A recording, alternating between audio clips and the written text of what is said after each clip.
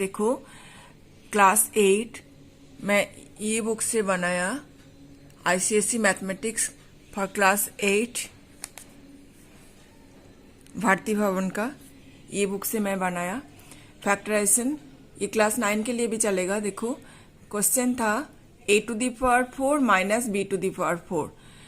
तो इसमें कुछ कॉमन नहीं है। सबसे पहले हम लोग देखेंगे कुछ कॉमन है क्या। कॉमन नहीं है तो ये कुछ फार्मूला के अंदर आ रहा है। हम लोग देख रहे हैं कि a² माइनस b² का फार्मूला में आएगा। a⁴ को हम लोग लिख सकते हैं a² whole to the power square and b⁴ को हम लोग लिख सकते हैं b² whole to the power square. Then we are getting a formula a² minus b²। हम लोग जानते हैं a² माइनस b² का factorisation formula a² minus b² equal to a plus b into a minus b होता है। तो यहाँ पर a मतलब a² और b मतलब b²। ये पूरा a² को a समझो तो ये बन गया a² और ये b² को b समझो तो ये बन गया b²। तो a² माइनस b² का फॉर्मूला होता है a plus b into a minus b। तो हम लोग लिखेंगे a plus b into a minus b। यहाँ पर a हम लोग का a² था और b हम लोग का b² था, इसीलिए a प्लस b मतलब a² प्लस b² हुआ और a माइनस b मतलब a² माइनस b² हुआ। तो प्लस वाला जो टर्म है वो ऐसा ही रहेगा, इससे और फैक्टर्स नहीं निकलेगा।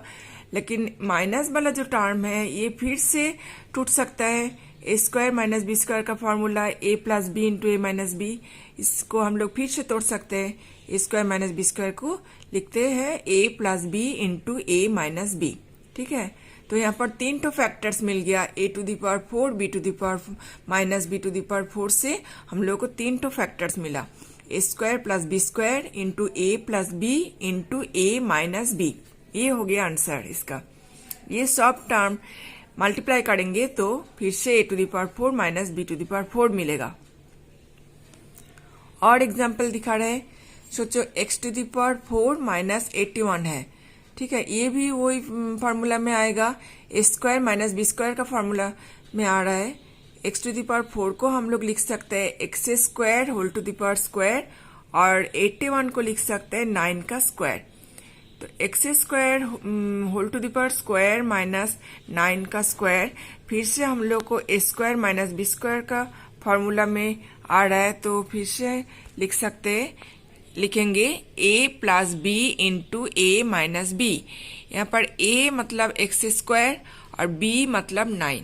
ठीक है, यहाँ पर ये a² minus b² equal to a plus b into a minus b, ये फॉर्मूला अप्लाई किया गया।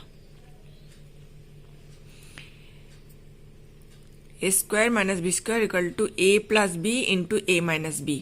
तो a था यहाँ पर x² और b था यहाँ पर 9, तो हो गया a plus b into a minus b। फिर से जो प्लस वाला टर्म है वो ऐसा ही रहेगा क्योंकि इससे कुछ फैक्टर्स नहीं निकलेगा। बट जो माइनस वाला टर्म है इसको हम लोग फिर से 9 को 3 का स्क्वायर लिख सकते हैं, तो वो फॉर्मूला के अंदर आ रहा है a² माइनस b²। फिर हम लोग लिखेंगे x² प्लस 9 को x² प्लस 9 ही रख देंगे और x² माइनस 3² को लिखेंगे x plus 3 into x minus 3। ठीक है, a² माइनस b² का फॉर्मूला से इसको बनाएं। यहाँ पर a मतलब x और b मतलब 3, तो यहाँ पर भी 3 तो फैक्टर्स मिला। ये 3 तो फैक्टर्स को मल्टीप्लाई करेंगे तो फिर से x⁴ माइनस 81 मिलेगा। ठीक है, और एक तो एग्जाम्पल देखो, 16m⁴ माइनस 81 n⁴। 16m⁴, तो यहाँ पर भी किसी का स्क्वायर बन सकता है। 16 तो 4 का स्क्वायर होता है और m⁴ को हम लोग लिख सकते हैं m² होल स्क्वायर।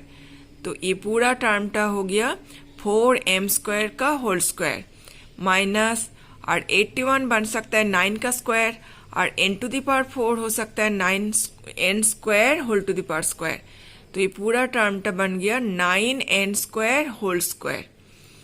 फिर से वो A square minus B square का फॉर्म में आ गया, तो इसको हम लोग A square minus B square का फॉर्म से बनाएंगे a plus B into A minus B.